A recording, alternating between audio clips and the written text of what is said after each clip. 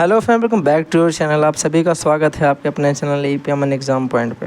आज हमारी 10 का दम की सेकंड वीडियो आने वाली है और इस सेकंड वीडियो में भी 10 क्वेश्चन होंगे। कल हालांकि कुछ लोग बोल रहे थे कि जब आपने सारे क्वेश्चन ही करा दिए तो कमेंट में क्या लिखें, तो नाइस मत लिखो तुम कमेंट में। एक काम करो, मैं एक क्वेश्चन आपके लिए छोड़ दूंगा, उसका आंसर लिख दिया करना, ये सबसे बेस्ट रहेगा। 9 मैं करा दूंगा, एक आपके लिए छोड़ दूंगा, ठीक है। ज़्यादा टफ नहीं छोड़ूंगा, सिंपल क्वेश्चन ही छोड़ा करूँगा जो हो जाए ज़्यादा तक लोगों से, ठीक है। तो चलो अब अगर आपसे यहाँ पे बात करें तो पहले नंबर से स्टार्ट करते हैं। चलिए क्वेश्चन को, और पहले बता दूं कि वीडियो को शुरुआत में लाइक ना करो, पूरा देखो उसके बाद लाइक करना, ठीक है, अगर अच्छा लगे तो, अदरवाइज़ कोई बात नहीं। पहला प्रश्न आपको दिया गया, applied to a bill ₹50,000 the difference between the discount of 40% and the 2 successive discount of 36% and 4% H. 50,000 रुपये का एक बिल है, 40% एक डिस्काउंट दे दिया गया डायरेक्ट, या फिर बोला कि 2 डिस्काउंट ले लो अलग अलग, एकल छूट सक्सेसिव वाला, एक 36% ले लो, एक 4% ले लो। दोनों के बीच में अंतर बताना है, कितना आएगा। ध्यान से सुनना। जब हम लोग क्या करेंगे, अगर हम लोग डायरेक्ट एक भैया 40% का डिस्काउंट लेते, ध्यान से सुनो, अगर एक डायरेक्ट 40% का डिस्काउंट लेंगे तो केवल 40% का ही डिस्काउंट मिला। लेकिन जब 2 डिस्काउंट लेंगे सक्सेसिव में, तो वहाँ पे सक्सेसिव के लिए A+B+AB/100 वाला कॉन्सेप्ट लगाओगे कि नहीं लगाओगे।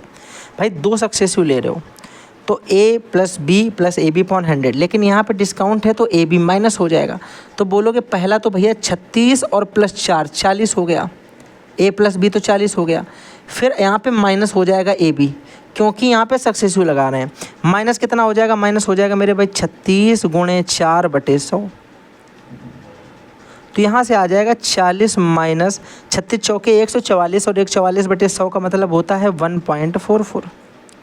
तो कुल मिलाकर के अगर देखा जाए तो 40 ये भी है, 40 ये भी है, सिर्फ अंतर कितने का आएगा, अंतर आएगा 1.44% का। तो अगर हम लोगों से अंतर पूछा जाए तो हम लोग डायरेक्ट यहीं से बता सकते हैं, क्यों पहले इसे घटाओगे फिर इससे घटाओगे, बात तो वही आएगी। तो 1.44% का डिफरेंस आएगा। तो बस इतना ही तुमसे पूछा कि कितने रुपए की छूट में अंतर है। आप बोलोगे भैया कुछ ना करो, 50,000 का 1.44% निकाल दो और कुछ नहीं करना, बटे 100। 2 जीरो से 2 जीरो ये ख़त्म हो गया, और 2 जीरो से ये पॉइंट ख़त्म हो गया।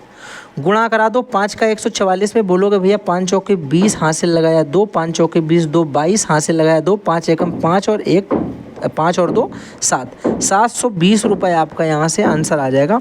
ऑप्शन नंबर आपको यहाँ पे डी मिल जाएगा, एकदम राइट। कोई समस्या? बोलोगे कोई दिक्कत नहीं, एकदम सरल प्रश्न था, समझ में आ गया, जल्दी समझ में आ गया है। आगे बढ़ जाते हैं दूसरे प्रश्न की तरफ, बहुत ज़्यादा आपका टाइम वेस्ट नहीं करेंगे, ठीक है। अब देखो, पहले मैंने सोचा था ये वाला क्वेश्चन आपके लिए छोड़ दें, फिर मुझे लगा कि ये क्वेश्चन आपके लिए ना छोड़ें, ज़्यादा बेटर है, क्योंकि ये थोड़ा सा एक अच्छी क्वालिटी का क्वेश्चन बोला जा सकता है, ठीक है। देखो कैसे करेंगे इसे, थोड़ा सा अलग तरीके से करेंगे। एक आपको फार्मूला डायरेक्ट इसके लिए बता दूंगा। एक ट्रक 384 किलोमीटर की दूरी तय करता है किसी एक निश्चित चाल से। यदि चाल 16 किलोमीटर प्रति घंटा कम कर दी जाती है तो उसे इसी दूरी को तय करने में 2 घंटे अधिक समय लगेंगे। प्रारंभिक चाल का 75% आपसे पूछा गया है।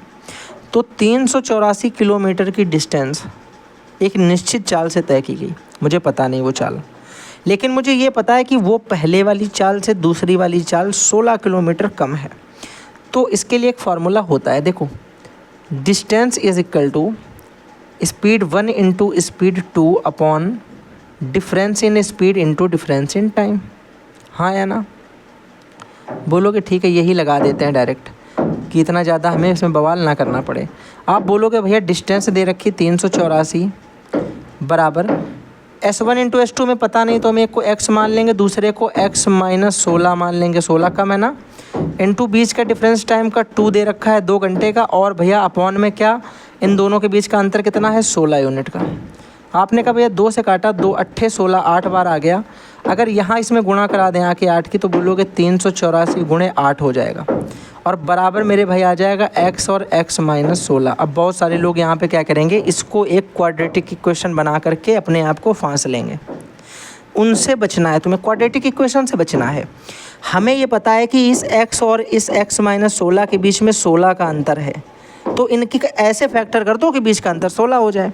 अगर मैं इसको तोड़ूँ भैया, तो देखो एक बार ज़रा ध्यान से, 8 ये लिखा है, अगर मैं इसमें डिवाइड दूँ किससे चला जाएगा, अब बोलोगे 4 से तो चला ही जाएगा 84, अगर मैं 8 से दूँ तो कितना आ जाएगा, 8 से कर देता हूँ तो बोलोगे भैया आपका 8 चौके 32 और 8 8 64, 8 चौके 32 और 8 8 64, 8 से मेरे भाई चला गया कि नहीं चला गया।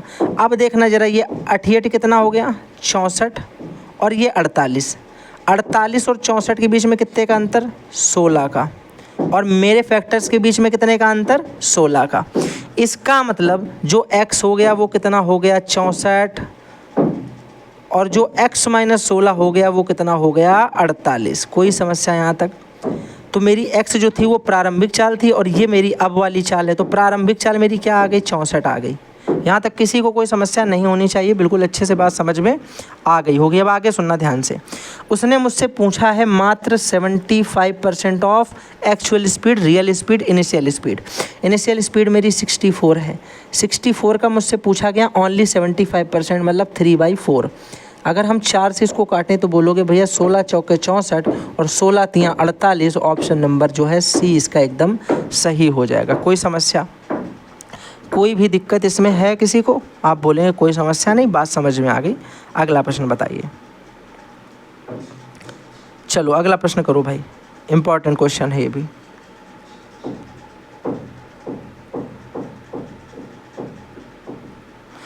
अगला प्रश्न आपको दिया गया है कि 8 person can finish the work in 20 days. Simple बात है, after 5 days they were requested to complete the work. अच्छा, यहाँ पे क्या पहले 20 लोग 20 दिनों में काम करने का ठेका 8 लोगों ने ले लिया कि 20 दिन में निपटा देंगे भाई काम, कोई बड़ी बात नहीं है। After 5 days they were the requested, आप 5 दिन उन्होंने काम किया तो उनसे रिक्वेस्ट की गई कि भैया एक काम करो, लड़के की शादी होनी है, अब काम जो है आप ये बचा हुआ 8 दिनों में पूरा कर दो। ठीक है, बोला गया ना कि द नेक्स्ट 8 डेज। तो how many more person should join the group to fulfill the requirement. अब रिक्वायरमेंट को पूरा करने के लिए, फुलफिल करने के लिए कितने और लोगों की आवश्यकता होगी, ये पूछा गया है। आप एक बात ध्यान से समझना, अगर किसी काम को करना था 20 दिनों में और हमने काम कर दिया 5 दिन, तो काम बचा कितने दिन का? अभी बोलोगे 15 दिन का, हाँ या ना? इसको ध्यान से पकड़ के रखो। कहने का मतलब 8 लोग जिस काम को 15 दिन में कर सकते थे, उसी काम को अब कितने लोग जो हैं वो मात्र और मात्र अगले 8 दिनों में कर देंगे। यही तो बोलना चाहता है कि नहीं? उसने कहा कि अगले 8 दिनों में, अगले 8 दिनों में, ये देखो लिखा अगले 8 दिनों, मैंने जो ढक दिया है, पूछा गया यही कि अगले 8 दिनों में बताओ वो काम जो 15 दिन में पहले हो सकता था अब कितने लोग कर देंगे। बिल्कुल सरल है, बोलोगे भैया 8 एकम 8 कट गया, m बराबर यहाँ से आ गया 15, तो 15 लोग अगर मेरे भाई होंगे तो उस बचे हुए काम को 8 दिन में कर देंगे। जल्दबाजी में आंसर 15 मत मारना। उसने पूछा है कि आवश्यकता को पूरा करने के लिए कितने और व्यक्तियों को समूह में शामिल करना चाहिए। 15 में से 8 तो हमारे पास पहले ही थे, हमें चाहिए कितने सिर्फ? और आप बोलोगे हमें चाहिए सिर्फ 7 लोग। तो ये मेरा ऑप्शन नंबर सी जो है वो इसका एकदम राइट आंसर हो जाएगा। ध्यान से पढ़ा करो क्वेश्चन, जल्दबाजी में नहीं करना है, ठीक है? चलो भैया जल्दी से अगला प्रश्न करो, देखते हैं कैसे करते हैं आप लोग। इस प्रश्न को करो। लिखा है कि for what value of when will be the system of equation 17x plus my plus 102 is equal to 0 and 23x plus 299y plus 138 equal to 0 have an infinite number of solutions. अच्छा, यहाँ पे देखो infinite number of solutions, unique solutions and no other any solutions, 3 तरीके की चीज़ें तुमने पढ़ी होंगी। तो जब भी हमसे बोला जाता है कि यूनिक सॉल्यूशन, यूनिक, इन्फिनाइट और no solution, no any solution, तो हम लोग क्या करते हैं? जब भी बोला जाता है यूनिक सॉल्यूशन तो हम बोलते हैं कि a1/a2 doesn't equal to b1/b2। हमसे बोला जाता है इन्फिनाइट सॉल्यूशन, हम बोलते हैं a1/a2 equal to b1/b2 equal to c1/c2।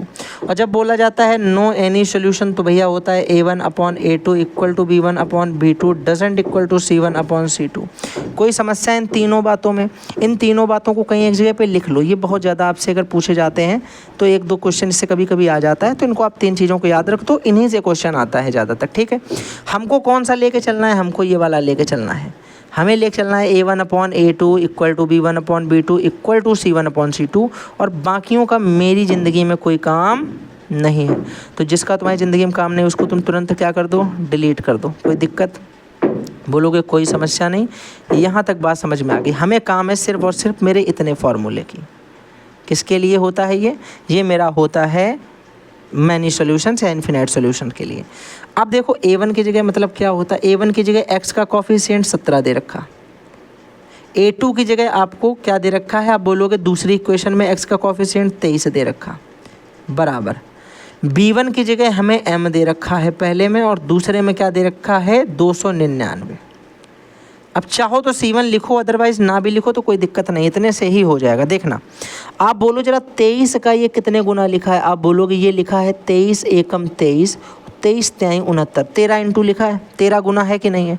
तो भैया 17 का यहाँ पे m की जगह भी 13 गुना होगा, तो हम बोलेंगे कि m जो होगा वो दरअसल 17 का 13 गुना होगा।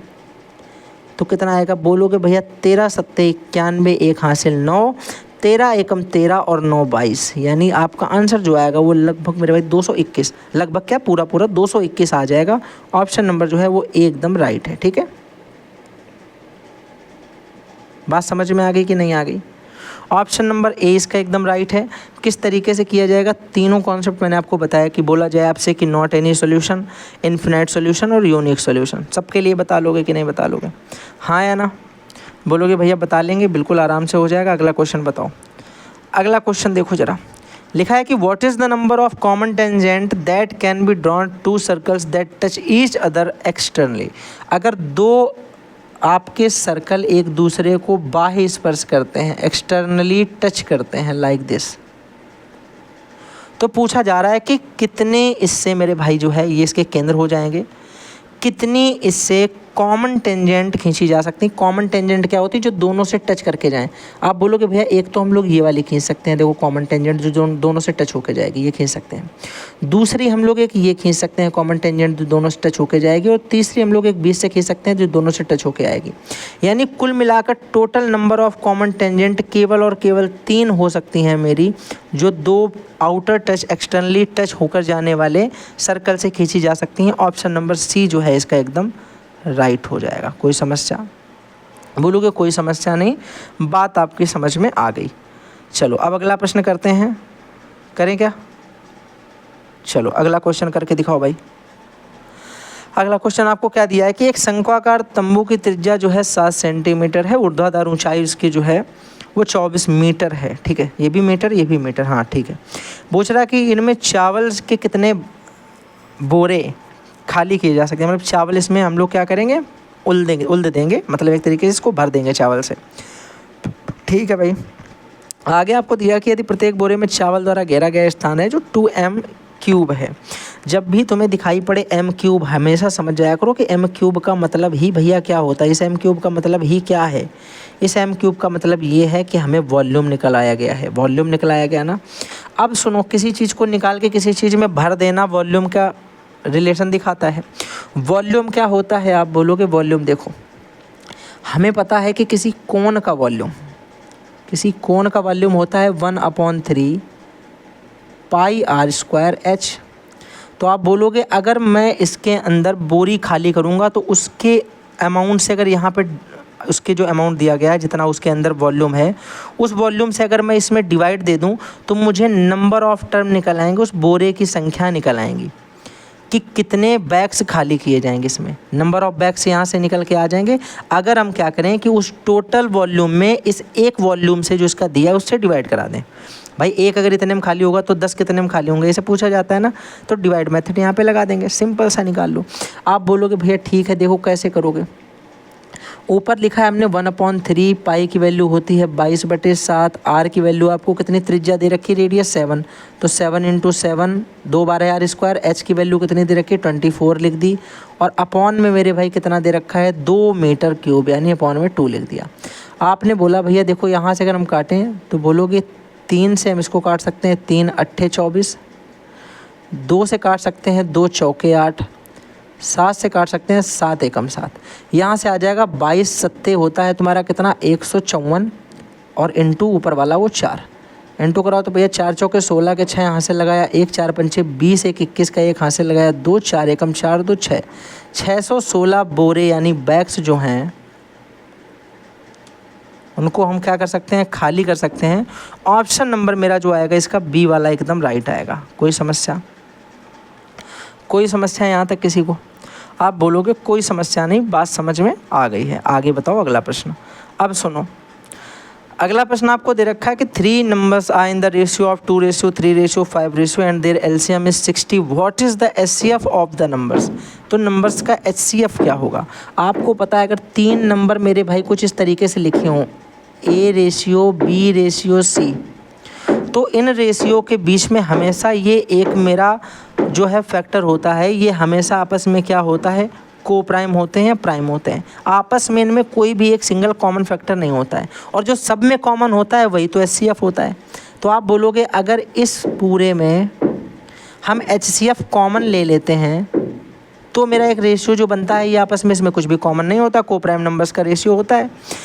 अगर ये रेशियो मेरा कॉमन है, ध्यान से सुनो, ये रेशियो मेरा जो दिया गया इसमें अगर हम HCF से इंटू करा दें, सब में HCF से इंटू करा दें, तो मेरे नंबर्स निकल आएंगे रियल वाले, हाँ या ना। पहली चीज़ तो मेरे नंबर क्या हो जाएंगे, बोलोगे नंबर हो जाएगा HA, HB और HC, जिसमें HCF और नंबर, HCF और नंबर, HCF और नंबर होते हैं। अब आप बताओ अगर हम LCM निकालते हैं तो कैसे निकालते हैं? LCM का मतलब होता है मेरे भाई सब में कॉमन लिखो एक बार और बाकियों को कर दो साथ में। यही तो होता है HCF का मतलब कि सब में common, HCF into common number निकाल के जो भी उनके फैक्टर बचते हैं सबको इंटू में लिख देते हैं। Maximum number of term, A एक बार, B एक बार, C एक बार। यह बात समझ में आ गई? यानी कहने का मतलब ये हुआ कि अगर भैया इन रेशियो को आपस में इंटू करा दिया जाए और फिर अगर इसमें हम HCF से इंटू करा दें तो मेरा LCM निकल आएगा। मैं आपको सिर्फ इतना बताना चाहता हूँ, ये एक तरीके का कॉन्सेप्ट है कि अगर मैं रेशियो वाले नंबर्स का, ध्यान से सुनना, अब मैं यहाँ पे कॉन्सेप्ट आपको लिख कर दिखा देता हूँ क्या होता है कि अगर मेरा यहाँ पे कोई नंबर का ratio A ratio, B ratio, C है और इसका HCF मेरे भाई H है, तो हम बोल सकते हैं कि इसका LCM जो होगा वो होगा A into B into C into HCF। बात समझ में आ गई? ये हो गया मेरा कॉन्सेप्ट एक। इसी कॉन्सेप्ट को क्वेश्चन में लगाएंगे और आंसर आ जाएगा। आपको LCM की जगह कितना दे रखा है? 60 दे रखा है। A B C रेशियो कितने दे रखे हैं? बोलोगे 2:3:5 और HCF की जगह H लिख दो कैपिटल में, ठीक है, कोई दिक्कत? आप बोलोगे भैया अगर हम काट दें इसे तो बोलोगे वो जगह भैया कितना हो गया, 15, 5 नहीं 15 और 15 दूनी 30। अगर हम इस पूरे 30 से इस 60 को काटें तो आप बोलोगे 2 बराबर आ जाएगा मेरा H। तो मेरा HCF कितना आ गया? 2 आ गया, और यही मेरा आंसर है। ऑप्शन नंबर आपको A जो दिया है वो एकदम राइट है। तो कॉन्सेप्ट समझाने में टाइम लगा, क्वेश्चन तो आंसर तो सिर्फ इतना ही है। कॉन्सेप्ट देखो इसके बैकग्राउंड का कि कैसे आता है, ये क्या होता है, कैसे आता, कहाँ से आता, वो मैंने आपको बताया, उसमें थोड़ा सा टाइम लग गया। बाकी आंसर सिर्फ इतने में निकल आएगा, 60 बराबर 30 गुणे H, तो H बराबर 2। बस आंसर सिर्फ इतना ही करना है, इतनी ही जल्दी करना है। अब सुनो, विभाज्यता की जांच सबको आती होगी, ठीक है। डिविजिबिलिटी रूल सबको पता होता है। अगर कोई संख्या 72 से कटेगी, दिया ना 72 से, तो भैया वो 8 से कटेगी, 9 से कटेगी। 9 से कटने का मतलब नंबर ऑफ सम 9 होना चाहिए। 8 से कटने का मतलब लास्ट की जो आपके 3 डिजिट्स हैं वो कट जानी चाहिए 8 से। तो इस तरीके से ये सॉल्व होगा। इसका सॉल्यूशन आप करेंगे और मुझे इसका कमेंट में आंसर बताएंगे, ठीक है। कोई गूगल नहीं करेगा, करके करिएगा, ठीक है, या तो फिर सॉल्यूशन सही टाइप करिएगा, जो लोग कर सकते हैं वो। चलो अगला क्वेश्चन करो। देखा है sin square theta plus cos की power 4 theta is equal to 1 और then the value of sin theta plus cos square theta, sin square theta is, अच्छा यानी cos स्क्वायर प्लस cos की पावर 4 इज इक्वल टू 1 दिया है, तो sin theta और sin square theta की value आपसे पूछिए। देखो इसे करने का मेरे हिसाब से जो सबसे मेथड अच्छा लगता है वो कौन सा हो सकता है, वो ये हो सकता है कि अगर हम यहाँ से cos की पावर 4 थीटा की वैल्यू निकालें पहली वाली इक्वेशन से, इस वाली इक्वेशन से, तो आप बोलोगे sin स्क्वायर थीटा उधर चला जाएगा, तो हो जाएगा 1 माइनस sin स्क्वायर थीटा। कोई समस्या? तो आप ये लिख सकते हो कि cos की power 4 theta is equal to, ये हो जाएगा cos स्क्वायर थीटा। भाई 1 माइनस साइन तो दिया ही नहीं गया है यार, सॉरी cos दिया गया है ना, 1 माइनस cos स्क्वायर थीटा, तो ये हो जाएगा sin स्क्वायर थीटा। समझ में आ गया? बस पहली वाली जो इक्वेशन दी है कि if cos square theta plus cos की power 4 theta is equal to 1, तो cos की पावर 4 थीटा का मान अगर यहाँ से निकालें तो cos स्क्वायर थीटा, ये जो cos स्क्वायर थीटा है वो इधर आ जाएगा ना भैया, माइनस हो जाएगा आके, तो 1 minus cos square theta. 1 minus cos square theta कितना होता है? बोलोगे भैया ये होता है sin स्क्वायर थीटा। तो देखो यहाँ पर लिखी पावर 4, यहाँ पर लिखी पावर 2, इसकी पावर 2 का अगर अंडर रूट ले लें, यहाँ लिख दें cos स्क्वायर थीटा और 2 पावर इधर भेज दो, तो ये हो जाएगा sin थीटा। यानी इधर अंडर रूट हो जाएगा, दोनों पक्षों में अंडर रूट कर दिया गया, बस इतना मान लो, ठीक है।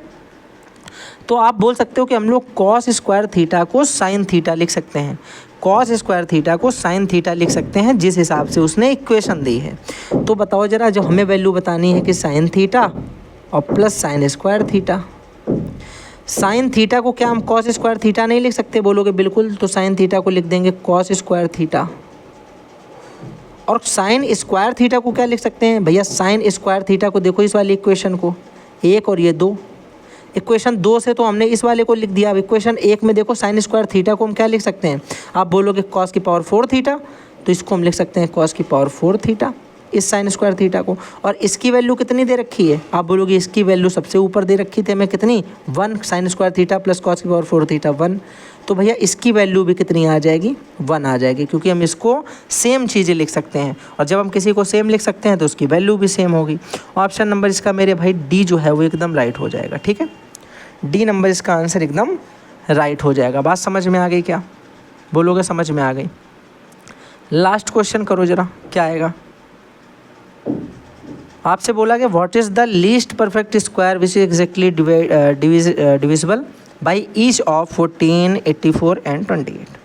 कर दो ज़रा, बोलोगे कैसे करेंगे, सरल तरीका इसका कौन सा होगा, देखो नंबर 1 पर आपसे उसने बोला है कि परफेक्ट स्क्वायर होना चाहिए। कोई नंबर परफेक्ट स्क्वायर कब होता है, जब वो अंडर रूट के अंदर 2 का पेयर बना के बाहर आता है। ऐसा उल्टा सोचो कि अंडर रूट के अंदर अगर 2 बार a इंटू ए होगा तब वो बाहर आएगा a, हाँ या ना, बोलोगे बिल्कुल सही।